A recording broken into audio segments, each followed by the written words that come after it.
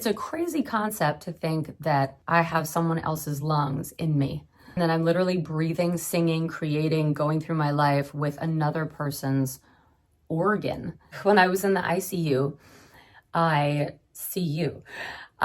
was in a room next to an incredible human being by the name of Kelly, who was just constantly there. So everywhere I was, Kelly was. If I was in the hospital, she was in the hospital. If I was in the ICU, she was in the ICU.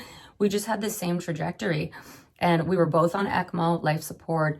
She had had this horrible thing happen. I had had this horrible thing happen. All the timing was the same. I was walking so much because I had to keep myself strong enough for surgery. And I also, after the surgery, wanted to heal as quickly as possible and wanted to build my stamina. And I would see this woman in this room and we would kind of look at each other, but we were almost dead. So we didn't exactly like, hey, what's up? None of that. We just saw each other and would just move right along. And I am a compulsive human being, which has served me in this life, because when I was told to walk to keep my strength going, I decided that walking meant walking every 10 minutes with an army of hospital staff, because in order to stand up, I needed so many people and an entire machine, which was the life support machine that I was on, called ECMO. So wow, so many details, all to say that Kelly was this incredible person who then in the hospital I actually met when we were a little bit better. And she actually wanted to meet me, which was so sweet, and I couldn't understand why. And she had actually asked a nurse for me to go into her room. So I was like, oh goodness, okay. So I went into her room, at the pace of a snail, because that's about as fast as I was walking, and we talked. And all of a sudden, she said, when did you have your transplant? And I said, August 5th. And she said, funny, so did I. She had her heart and kidney on August 5th. And we both at the same time were like, hold on a second.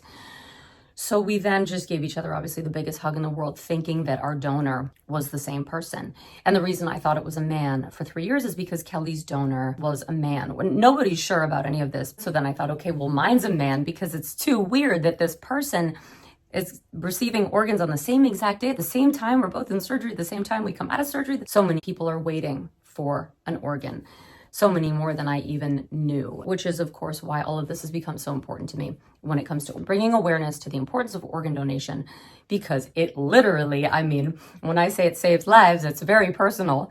It saved my life and saved Kelly's life. So I found out that I don't believe I have the same donor as Kelly. We are still sisters for all of eternity. I then discovered through, guess how? Through asking. So you're not allowed to know so much, right? You're not allowed to know the name. Actually, you're not allowed to know really anything aside from the gender and kind of a vague estimate of age.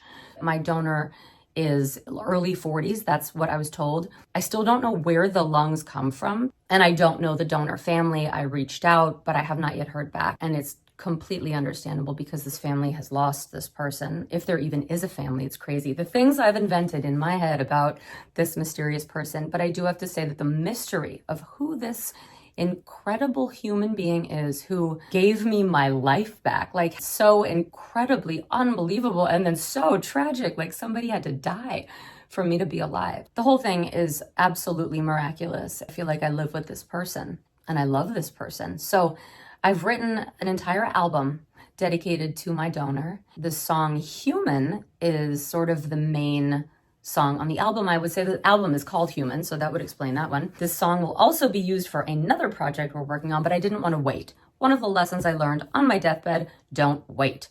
If you guys want a sneak peek, stay tuned, because I'm going to play a little sneak peek at the end of this video. I hope you are well. I hope you're happy, and I will see you soon. Okay.